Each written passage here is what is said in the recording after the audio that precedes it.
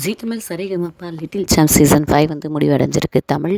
இதில் பார்த்தீங்க அப்படின்னா, அதாவது அபிஷேகா வந்து முதலிடம் வின் பண்ணியிருந்தாங்க. ஆனால் தன்வி வந்து கண்டிப்பாக டைட்டில் வின் பண்ணுவாங்க. அந்த அளவுக்கு வந்து ஒரு வெரைட்டியான நிறைய எந்த ஜானர் கொடுத்தாலும் பாடக்கூடிய ஒரு சிங்கராக இருந்தாங்க தன்வி. ஆனாலுமே அவங்களுக்கு 2வது இடம், அதாவது ஃபஸ்ட் ரன்னர் அப் கூட கிடைக்கலன்றது தான் வந்து பெரிய பேசு பொருளாகவும் மக்கள் மத்தியில் அதிருப்தியையும் வந்து வெளிப்படுத்தி இருக்கு. ஏன்னா இந்த சீசன் ஆரம்பித்ததுல இருந்தே முதல்ல இருந்த எபிசோட்லேருந்து கடைசி வரைக்கும் கான்ஸ்டண்ட்டாக வந்து பாடின ஒரே ஒரு கண்டஸ்டன்ட் வந்து தன்வி.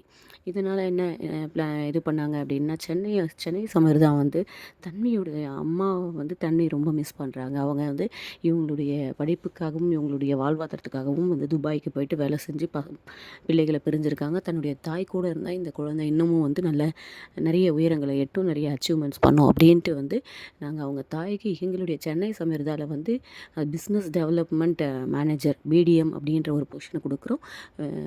70,000 சேலரி பெர் மந்த்துக்கு கொடுக்குறோம். நாங்கள் சிடிசி 9 lakh அப்படின்னு சொன்னதும் அவங்களுக்கு வந்து ஒரே சர்ப்ரைசிங்காக இருந்தது. அது மட்டும் இல்லாமல் வந்து தன்வி இதுக்கு மேலே எதுக்குமே வந்து கண்ணீர் விடக்கூடாது. அப்படி விட்டாலும் அது ஆனந்த கண்ணீராக மட்டும்தான் இருக்கும் அப்படின்னு சொல்லிட்டு தன்வியுடைய படிப்பு செலவுக்காக வந்து 5 லட்சம் வந்து தனியாகவும் வந்து கொடுத்துருக்காங்க. இது வந்து அவங்களுக்கு ஓரளவுக்கு டைட்டில் கிடைக்கலனாலும் இது ஒரு ஆறுதல் பரிசு மாதிரி ஒரு விஷயமா தான் இருக்கும். ஏன்னா அவங்க அம்மாவை வந்து கூடவே இருக்கிறதுக்கான ஒரு வாய்ப்பு வந்து சென்னை சம்மர்தான் கொடுத்துருக்காங்க.